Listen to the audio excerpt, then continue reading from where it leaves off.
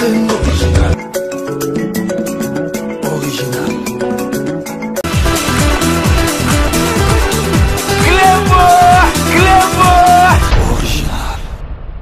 Salut et bienvenue sur cleboaoriginal.com. Merci de votre fidélité. Je ne cesserai jamais de vous remercier pour la dite fidélité. Donc, Bozali na 5 minutes avec César Ngadinding Boebika avec 5 minutes. Et ça toutes les 48 heures. 5 minutes, il y a Lelo. Tozali Kolobela, Masolo Mibale. Tozali Kolobela Nanu avant na banda. Na loba nanuke. Congolais. Et loko tolingi et ebani lisusuté. Congolais na kanisi kanambe a bebisi biso mutu na kanisi te me kanambe a bebisi biso mutu. Et loko kanambe a koki ko se réjouir que a bebisi congolais mutu parce que tisi koyo tozali koyeba eloko tolingi te. Na lingi na expliquer bino tomoni awa to bandai ko reprocher Félix Tshisekedi papa asundoli papa na ye na morgue asundoli papa na ye bazokunda ye te azowe la primature lelo bazu décision bakunda papa et yanakin Congolais moni mabe oh non Félix il fallait pas ça lango il fallait azilaka kati kanambe ya kokende po akunda papa donc tozali ko comprendre lisusu te donc omoni Congolais mutu na biso to éviter soki eloko nini ekomi ko se passer na mutu ya ba Congolais. Katumbi azalaki gouverneur à Katanga. Batunyo surtout à Katumbi azosala musala malamu o azosala Katanga lelo so Katumbi a vandi a commis président de la République démocratique du Congo Mboka Kobonga. Katumbi a Chilibaya pour l'élection présidentielle Katumbi te Katumbi ba nationalité bimi Katumbi azali Burundi Katumbi azali Dotozoka ba nationalité ebele Katumbi italien. Donc avant le temps azalaki na Katanga ezalaki te. Donc n'écoutez pas Kamere ezakut natina te. Donc Congolais tisikoyo tozo lieba eloko tolingi te. Obi question na ça 5 minutes ezali te que pour batu bailinga ngai ou bien nini ngai na esa bino ki ataboza 1 milliard de personnes. Ngaso na ebike nazana raison na ko sala makambo na lingi na sala.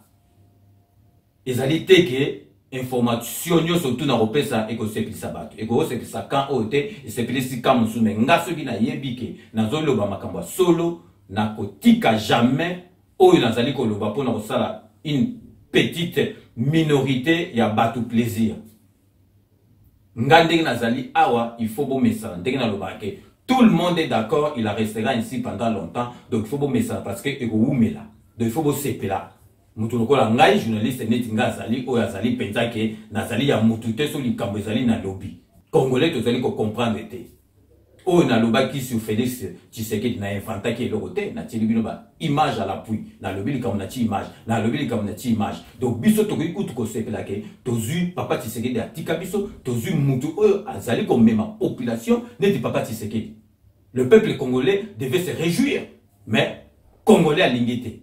Donc, si ko so ito lingite, to tika kanambe, avanda na ye na pouvoir, apesa ne pe mbongo na bato, bazo pesa mbongo, bazo lia na bango, parce que to zo mona mutu oya ko remplacer parmi ndenge to zo lo ba congolais, pas to zo mona te, to tia o mabe, to kosuka wapi. Lelo na kobeta 5 minutes ya lelo wane zalaki kaka mise au point moko na lingi na sala avant na banda masolo et puis na expliquer bato batala ranga na 5 minutes. Lelo na ngolo bila bino 2 points. Na lingi na nous na lobela bateau yo naza très fâché contre bateau bazo sala ba aventure na bango na ba internet oyo bomona ki ke ba soda moko bo balati ba teni bazo ba ke bazo kende ko bomba kanambe omoni papa bateau bazo sala makambo na bo tala omoni na période tozana moza so ba période ya comédie te ya ba aventure te obimi olati teni ozolo ba ke tozana mboka mo boke makambo ndenge so bango sala mo ba sala ngo ndenge wana na vidéo. De son ngo bon mamutu belongo sala coup d'état de faut bima na vidéo de pour nanga boza ba aventurier botika mama kambo bozo sala parce que so bozo sala ndengwa na bokasi bozo kana me bo pese rendez-vous na boulevard bo pese rendez-vous devant stade des martyrs ou be bo pese rendez-vous kota palais de la nation bo pese ni jour boye bo bomier mais bozo sala ba aventure congolais azali na tansi ko ya ba aventure te tozo makambo sérieux bo bimi bolati ba teni tala na tela bino na ba image botana ba Charlot oyo soki ba bimi wa soki kanambe mutazo tinda bango na yebite botana ba Charlot oyo makambo zo sa alobi boye biso to ba soda ya peuple biso to ba vrai ba congolais to ba na mboka to promettre que il faut qu'il na jie oyo ba zo sali teti to parce que biso to zoya to ba vrai ba sata ba vrai ba congolais faut ba combattre to moni wa bengani au drapeau ya mboka, c'est-à-dire les Congo partout nous les Congolais kanambe jie to liko mona mboka te to ba préparer to dans la zamba to dans la Congo zo ba mo kilomètre to dans la Congo to préparer to ya to démontrer yo. Mais la CP, merci à suivre.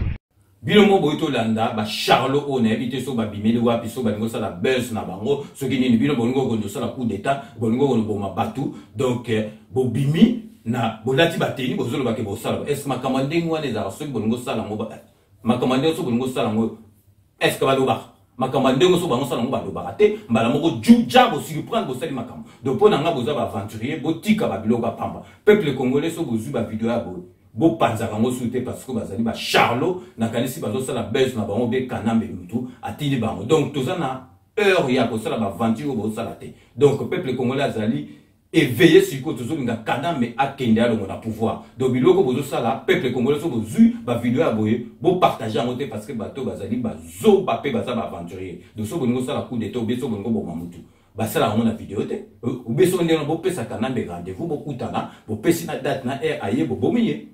Donc, deuxième suite, ezali, bon, moni siko yo congolais, azo s'intéresser na makamba, pamba, ba futilité.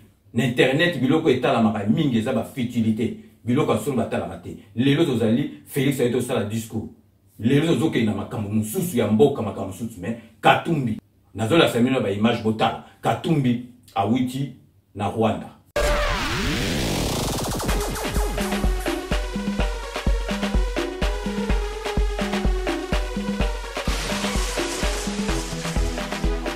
Na minito ye Katumbi awiti na Rwanda kosala Katumbi awiti na Rwanda kosala nini to yebite eloko nini ke na Rwanda parce que Katumbi moi sina zali ndeko ya président Rwanda Kagame donc Katumbi akokuta na Kagame parce que a Monique Félix ndenge akitisaki batu mukolo wana yesiko gaz esili akesiko yo kokuta na ndeko ne Kagame basala stratégie na bango yango no moni akewana bozo tala tala ndenge ba congolais basali banderole bazako yamba e donc congolais toyebi makambo tolingite mutu azo mboka na biso ti lelo bobi kezali Kagame président ya Rwanda yo sikoyo Katumbi oke na Rwanda oke osani donc bilongo bozo mona ka ke tozoluka kaka ba makambo tozoluka kaka ba makambo ndenge na bakene bandeli congolais ayebi eloko alingite oyo te siko tolingine do so ndenge na totika Kabila wana kanambe avanda na ye parce que biso moko tozali capable ya repona mutu a remplacer été